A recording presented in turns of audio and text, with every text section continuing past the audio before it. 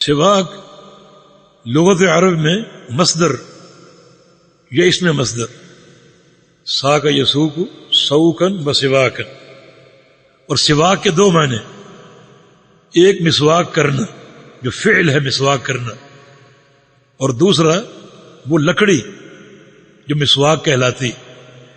مسواک کو بھی سواک کہتے ہیں، اور فعل سواک جو ہے مسواک کرنا اسے بھی عربی میں سواک کہتے ہیں، اور یہ بھی نظافت اور طہارت کا ایک ذریعہ جو شریعت نے ہمیں فراہم کیا، جس کے رسول اللہ صلی اللہ علیہ وسلم نے دو فائدے بیان کیے۔ السواک مطہرۃ للفم مرضات للرب، یہ مسواک کا عمل جو ہے یہ منہ کی صفائی کرتا ہے، منہ کو پاکیزہ کرتا ہے، اور اللہ تعالیٰ کی رضا کا باعث ہے۔ یعنی جو لوگ مسواک کرتے رہتے ہیں ان کا منہ پاکیزہ رہتا ہے، اور یہ پاکیزگی مسواک سے حاصل ہوتی۔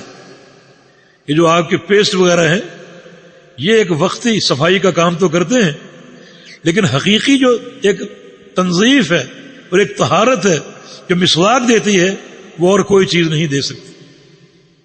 اور کیسے دے سکے؟ یہ اللہ کے پیارے پیغمبر کی سنت، اور کوئی چیز سنت کا مقابلہ نہیں کر سکتی۔ تو مسواک کے دو فائدے، مطہرۃ للفم، یہ منہ کی صفائی اور طہارت کا باعث بنتی ہے، دوسرا عظیم فائدہ مرضات للرب، یہ رب کی رضا کا باعث۔ جو لوگ مسواک کرنا اپنا معمول بناتے ہیں وہ اللہ کی رضا حاصل کرتے ہیں، اللہ تعالیٰ کی رضا سمیٹتے ہیں۔ تو یہ چھوٹا سا عمل ہمیں اس کا اہتمام کرنا چاہیے۔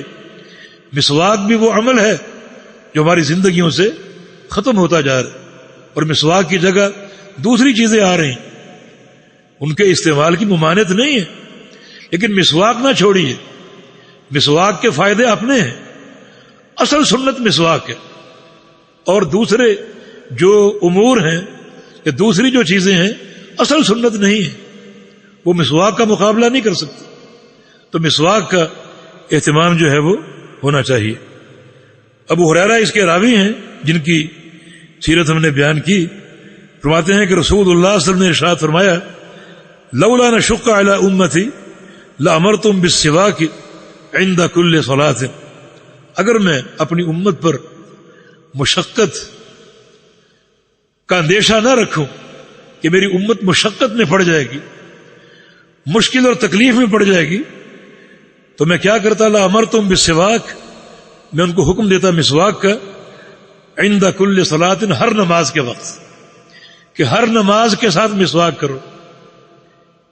اس سے ثابت ہوا کہ نماز کے ساتھ مسواک کرنا زیادہ موقع ہے، کیونکہ نماز اللہ کا ذکر، رب سے ملاقات، اس ملاقات میں آپ وضو کر کے اپنے آپ کو پاکیزہ بناتے ہیں، تو مسواک کر کے اپنے منہ کو بھی پاکیزہ بنائیں۔ اللہ تعالی نمازی سے ہم کلام ہوتا ہے، اور بعض احادیث کے مطابق جو بندے نماز پڑھتے ہیں فرشتے اپنے ہونٹ ان کے ہونٹوں کے ساتھ لگا دیتے، اور فرشتوں کو بدبو ناپسند ہے، بدبو ناپسند۔ تو اگر مسواک کے بغیر ہی ہم کھڑے ہو جائیں تو منہ کی جو بدبو ہے وہ نمازیوں کو اور فرشتوں کو پریشان کر سکتی، اور ان لوگوں کو زیادہ غور و فکر کی دعوت ہے جو سگریٹ کے عادی ہیں، مسجد میں جا رہے ہیں سگریٹ پیتے ہوئے، مسجد آ گئی سگریٹ پھینکا اور نماز میں داخل ہو گئے، کلی کی نہ کی نماز میں داخل ہو گئے۔ تو کتنا یہ عمل اذیت ناک ہے، ویسے بھی عمل حرام ہے، ناجائز ہے، اور پھر نماز میں اپنے آپ کو پاکیزہ نہ بنانا، یہ مزید اس کی کراہیت میں اضافہ کرتا ہے۔ تو اس لیے رسول اللہ صلی اللہ علیہ وسلم نے خاص طور پہ نماز کا ذکر کیا۔ رسول کریم صلی اللہ علیہ وسلم بہت سے اہم موقعوں پر مسواک کیا کرتے تھے، نماز کے وقت کیا کرتے تھے، رات کو جب اٹھتے تہجد کے لیے تب مسواک کیا کرتے، آگے حدیث آ رہی۔ پھر ام المومنین فرماتے ہیں کہ نبی علیہ السلام جب گھر میں داخل ہوتے تو آپ کا پہلا کام مسواک کرنا ہوتا تھا، مسواک سے آغاز کرتے تھے.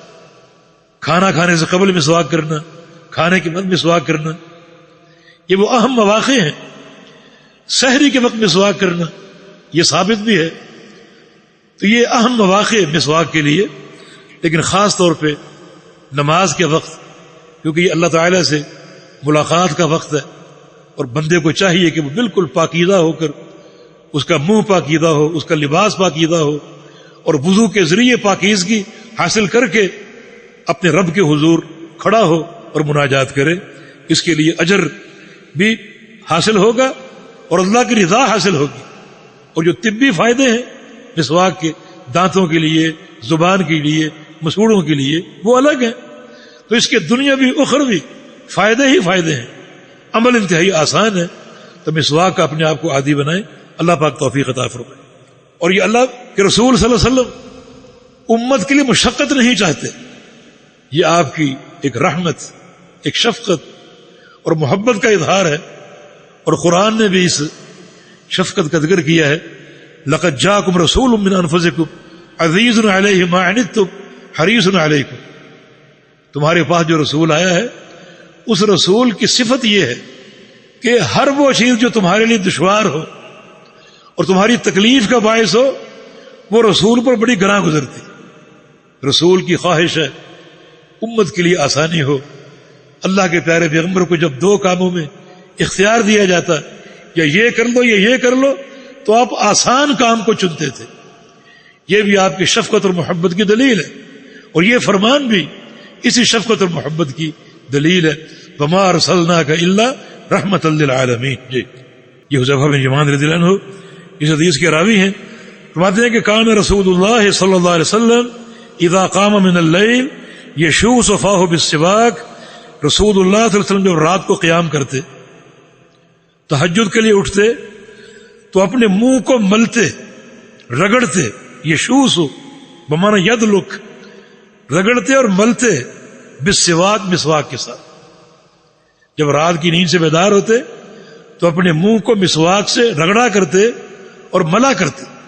بلکہ ام المومنین کا بیان ہے کہ بعض اوقات میں نبی علیہ السلام کو رات کو مسواک کرتے ہوئے دیکھتی، اس قدر آپ شدت سے مسواک کرتے، مجھے آپ پر ترس آتا کہ آپ کے مسوڑے چھل گئے ہوں گے، آپ کی زبان چھل گئی ہوگی.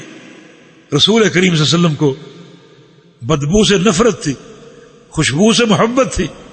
اور چونکہ قیام اللیل اللہ کے ساتھ مناجات ہے، تو آپ صلی اللہ علیہ وسلم زیادہ اہتمام کرتے. انسان جب رات کو سوتا ہے تو اس کے منہ کی بو تبدیل ہو جاتی ہے.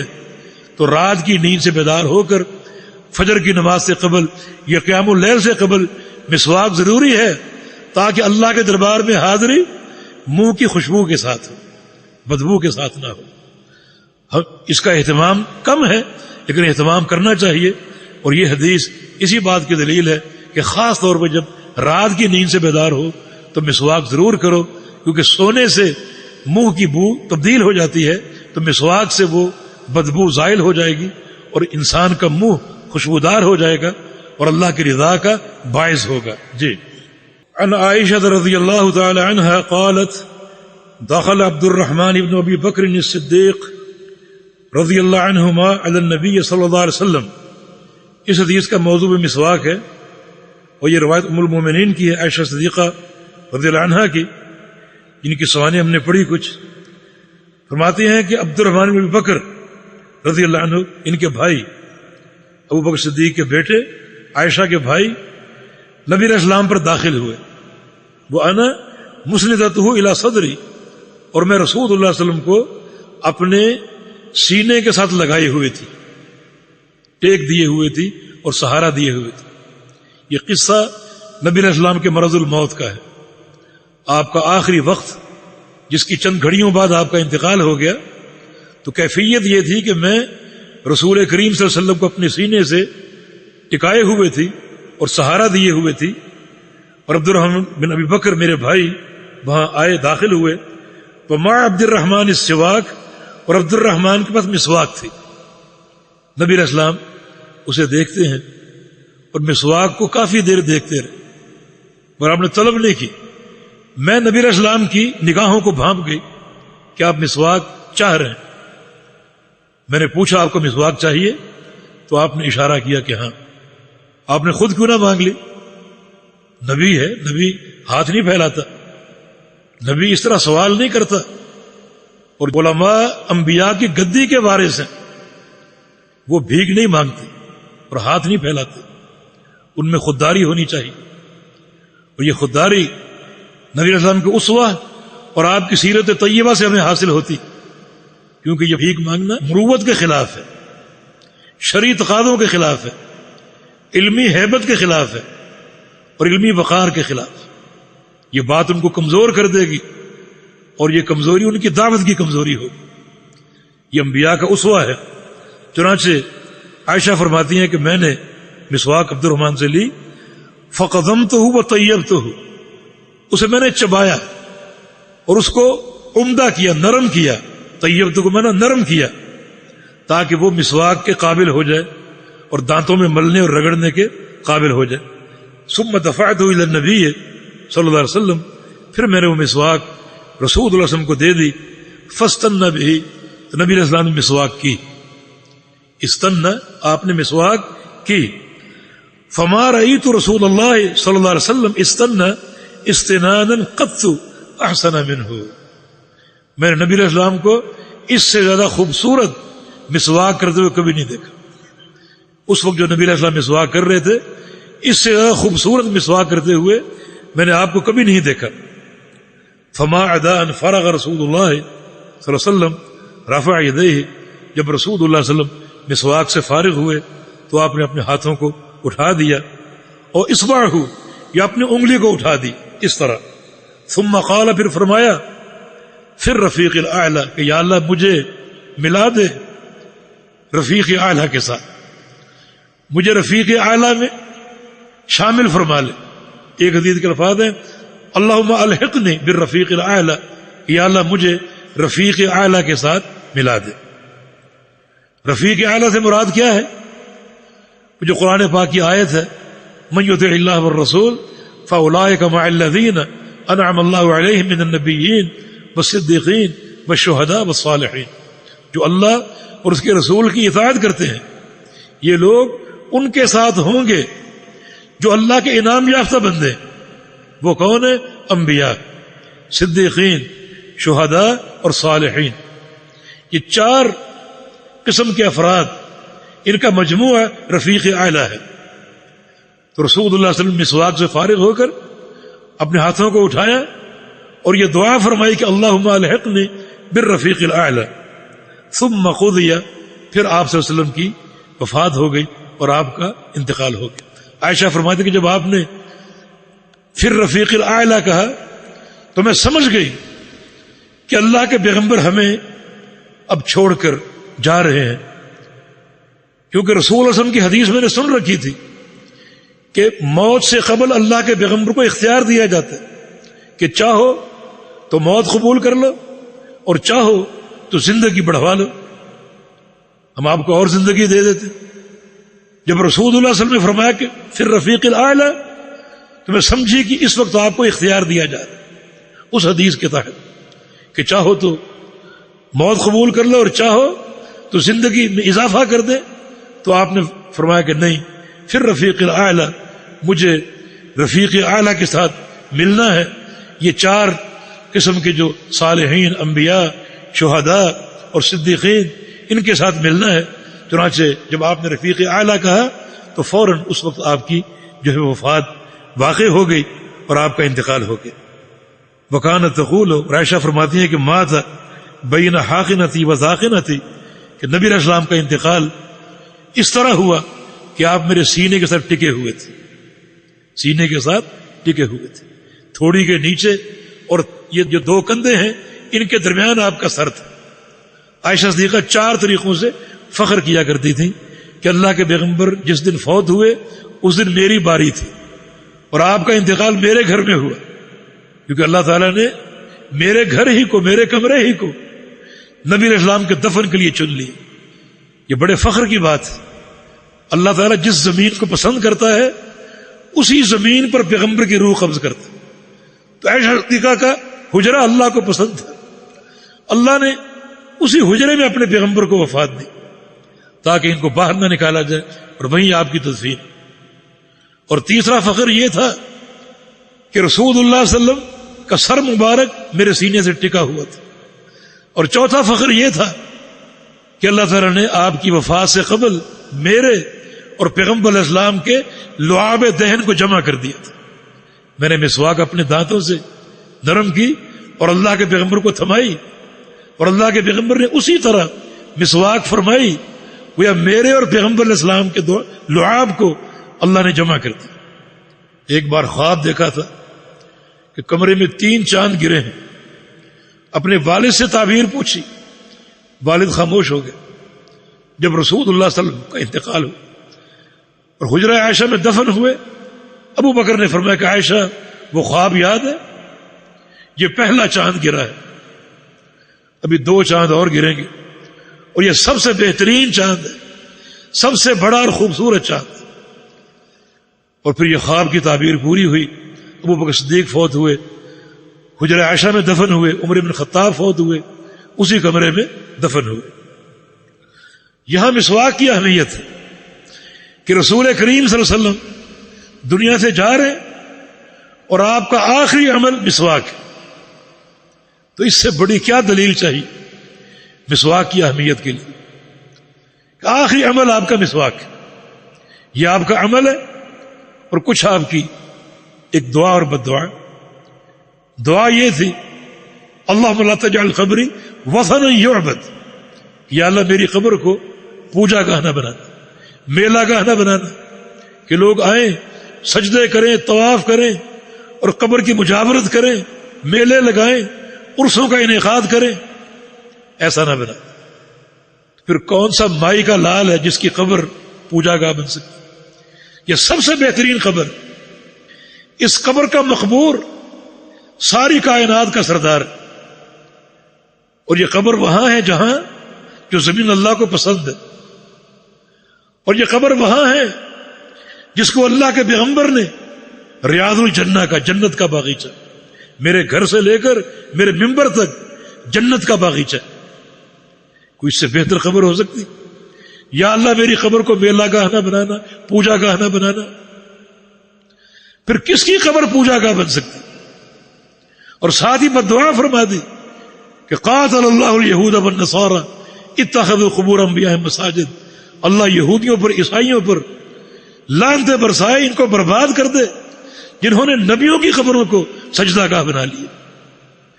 یہ آپ کی زبان پہ الفاظ تھے اور وہ آپ کا عمل تھا مسواک. تو اس شریعت نے یہ طہارت کا, نظافت کا کتنا بہترین درس دیا, اور اللہ کے پیارے پیغمبر نے اپنے اس عمل سے مسواک کی اہمیت کو اور اجاگر کر دیا کہ دنیا سے جا رہے اور اپنے منہ کو پاک صاف کر کے.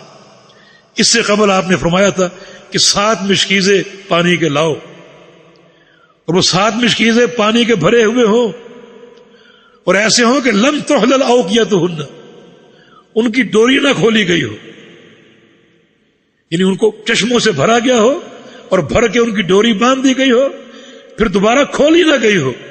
ایسے 7 مشکیزیں لاؤ, کیونکہ اگر کھولی جاتی تو لوگوں کے ہاتھ اس میں ملوث ہوتے, اس میں لوگ پانی ڈالتے نکالتے تو ہاتھوں کو لگتا. کہ بالکل ایک صاف خالص پانی کے مشکیزیں لاؤ. چنانچہ رسول اللہ صلی اللہ علیہ وسلم کے لیے 7 مشکیزیں مہیا کیے گئے, آپ نے ان سے غسل فرمایا, اور اب آپ مسواک فرما رہے, بالکل ایک مکمل طہارت کے ساتھ, ایک مکمل غسل کے ساتھ اور بہترین مسواک کے ساتھ اپنے رب سے ملاقات کرتے ہیں اور جا ملتے ہیں. تو یہ مسواک کی اہمیت کی سب سے بڑی دلیل ہے. جی, یہ اشری صحابہ اور خاص طور پہ ابو موسیٰ اشعری رضی اللہ تعالی عنہ اس حدیث کے راوی ہیں. فرماتے ہیں کہ اتیت النبی صلی اللہ علیہ وسلم وهو یستاک, میں رسول اللہ صلی اللہ علیہ وسلم کے پاس آیا اور آپ مسواک کر رہے تھے. بسواک رطب, ایک بڑی تر و تازہ مسواک تھی جو آپ کے ہاتھ میں تھی اور آپ مسواک کر رہے تھے.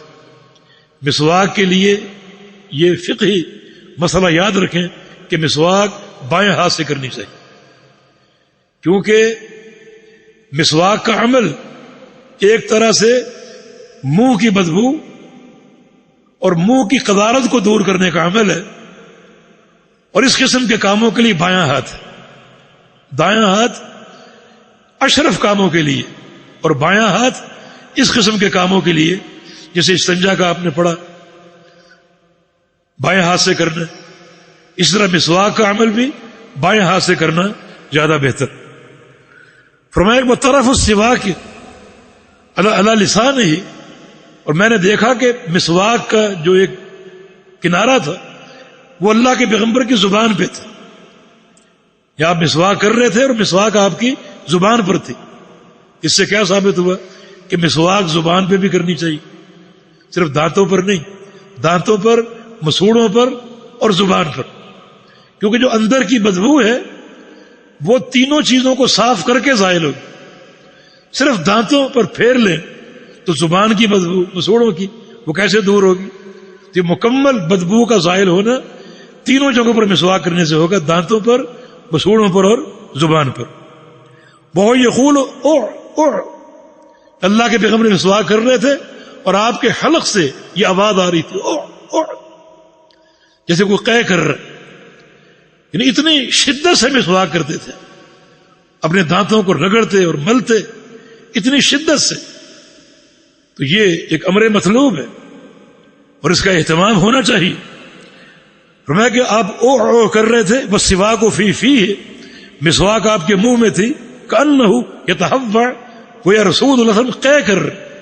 جس طرح قے کرتے ہوئے حلق سے آواز آتی ہے، اس طرح مسواک کرتے ہوئے نبی علیہ السلام کے حلق سے آواز آتی. اس کا معنی آپ زبان پر اس قدر مسواک پھیرتے کہ مسواک آگے کرتے کرتے حلق تک پہنچ جاتی اور او او کی آواز آپ کے منہ سے برآمد ہوتی. یہاں ایک اور مسئلہ بھی ہے کہ مسواک صرف ازالہ نجاست نہیں ہے، بلکہ مسواک ایک عبادت بھی ہے. کیونکہ نجاست زائل کرنے کا عمل تنہائی میں کرنا چاہیے، مروت یہی ہے، تنہائی میں ہونا چاہیے. اور اگر یہ صرف ازالہ نجاست ہے تو نبی علیہ السلام نے ابو موسیٰ اشعری کے سامنے مسواک کیوں کی؟ اور پچھلی حدیث میں عائشہ موجود تھی اور آپ نے ان کے سامنے مسواک کی. تو مسواک دو چیزیں ہیں مسواک کے عمل میں، ایک منہ کی بدبو کو زائل کرنا، دوسرا عبادت. اسی لیے رسول اللہ صلی اللہ علیہ وسلم نے اسے مرضات الرب قرار دیا کہ رب کی رضا ہے.